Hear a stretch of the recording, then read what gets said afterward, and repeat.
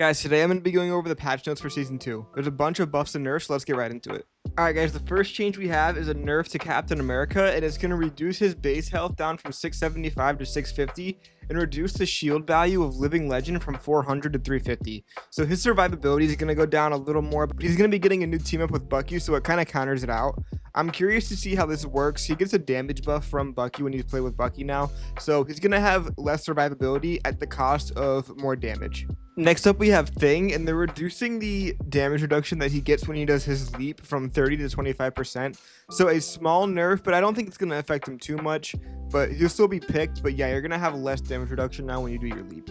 Next up, we have a rework to Doctor Strange, and it says decrease daggers of Danic damage per projectile from 18 to 16. So his primary attack is going to do less damage, and reduce the Maelstrom of Madness conversion ratio of dark magic to damage from 1.3 to 1.2. I believe that makes it so he gets it faster. I might be reading that wrong, but it says it's a rework, so I'm assuming that one's a good thing because the first is obviously a nerf to his damage. Next up, we have a buff to Thorn that's going to increase his base health from 525 to 600, and increase his base movement speed from 600 to 650. This is just going to make him be more maneuverable and have more survivability and more health. So this is a pretty good buff for Thor, I think.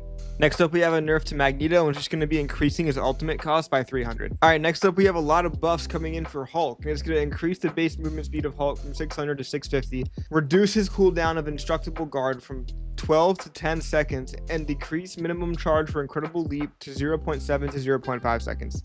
This is going to give him more survivability with having his bubble up more. It's going to make him move faster, and his leap is going to have a shorter charge up time, so he can leap in and out of combat more effectively. There's some big buffs coming in for Hulk, so let's see how that affects the meta.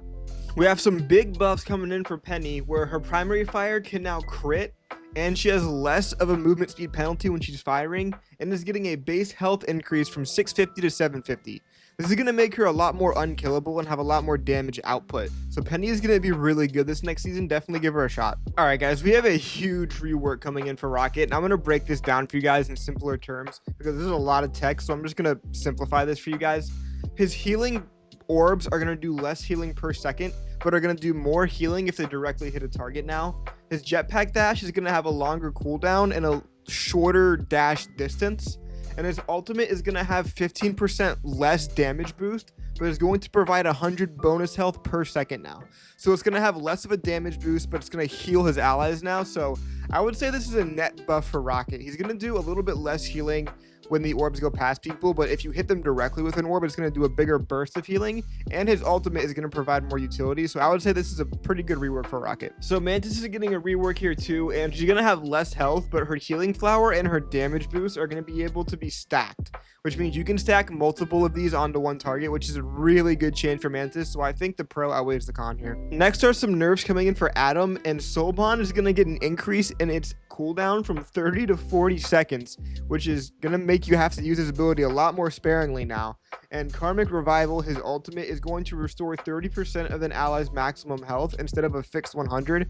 So this could be a good thing. For squishier targets, this is actually less health that you're going to come back with, but for tanks or characters with higher health pools, they're going to have more health on revive now. So this is kind of a rework more than a nerf. Next up, we have a buff coming in for Cloak and Dagger, and basically what this is going to do, guys, I'll sum this up for you.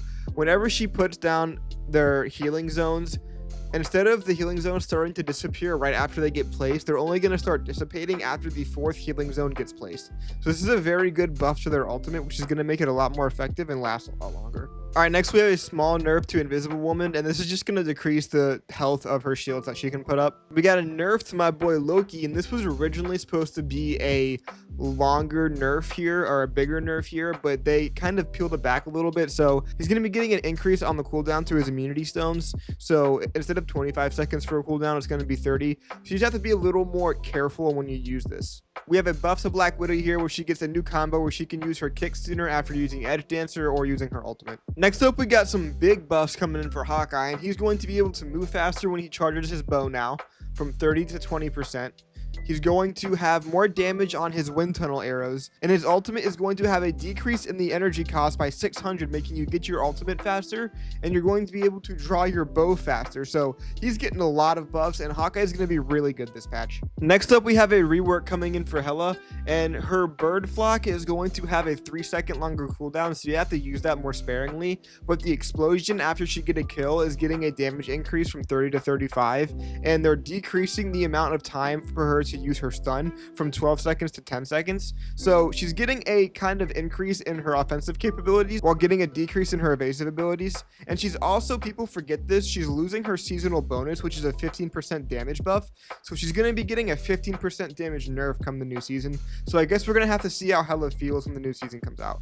Next up, we have a buff to Human Torch, and to put it simply, he's going to be able to use his primary attack more often. He's going to have a longer cooldown on his Flying Meteor, but every single time he uses it now, he'll gain 75 bonus health, which will start to fall off after 3 seconds at a rate of 30 per second. So he'll be able to have more survivability when going in and diving a target, and he'll be able to fire his primary fire more frequently.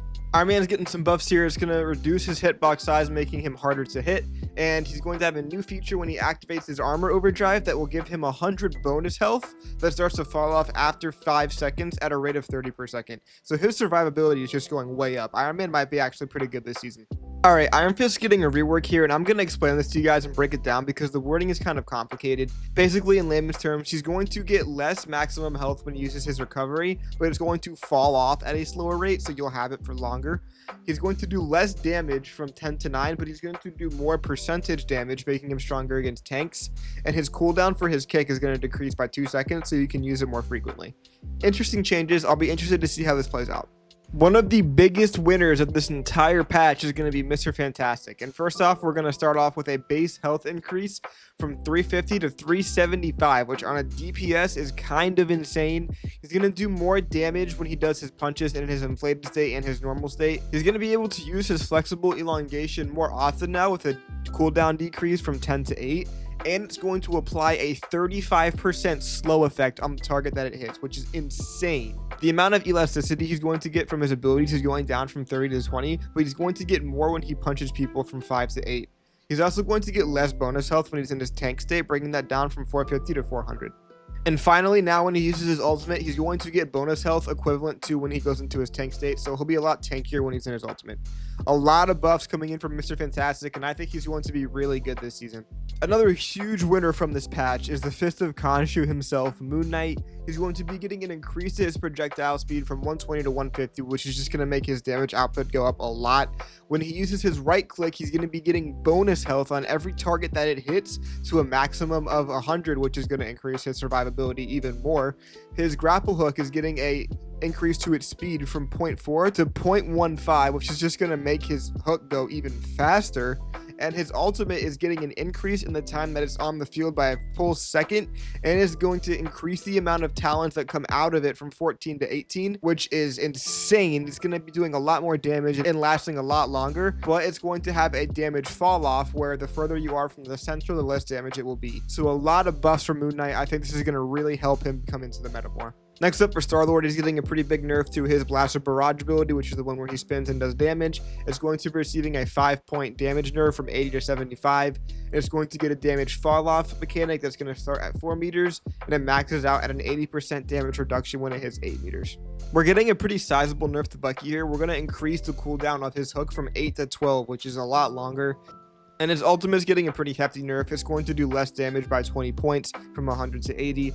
And also to get the kill on a target, you guys know when you reach a certain threshold with 20% health, you can slam down on them and get the instant kill. That is being moved from 20 to 15. So you're going to have to do a bit more damage on them before you can slam down on them again and get the kill to cycle year again over and over again. I said again like 7 times there. This is labeled as a nerf, but I think it's kind of a rework. Wolverine is getting more damage on his base strikes, but all of his abilities are going down in damage, and his ultimate is going to be getting nerfed. They're going to be down on the ground for less time, so I guess it's more of a net nerf, but I look at it more as a rework. What's up, guys? It's me from the future. The graphics that I were using to show you guys the buffs and nerfs didn't have one made for Wanda, so I had to pull up a random PNG of Wanda to make this part of the video. But Wanda's getting some pretty big buffs, guys. They're removing the percentage damage while increasing her damage from 60 a second to 80 a second, which is a pretty big buff. Her little AoE explosion things that she shoots out are going to do 5 more damage from 35 to 40, which is just a big increase in her damage overall, while she's also getting that team up with Doctor Strange, which increases her damage even more. And her phase out ability is getting an increase in cooldown from 8 to 10, and she's also going to be phasing out for a shorter amount of time from 2 to 1.5. And her ultimate is also going to give her a she's basically going to be able to move faster in her ultimate and start slowing down over time. So Wanda is getting insane buffs, and I think she'll be really viable next season. That's going to do it for today's video, guys. I hope I broke down the patch notes and some of the more complicated wordings for you guys and made it a little bit easier to understand. There's a lot of buffs and nerfs coming in this patch, and a lot of new heroes are going to be coming into the meta, and some are going to be leaving. So I'm very excited for Season 2. Let me know down in the comments which buff and nerf you guys are most excited to try. I'll talk to you guys later. Peace out.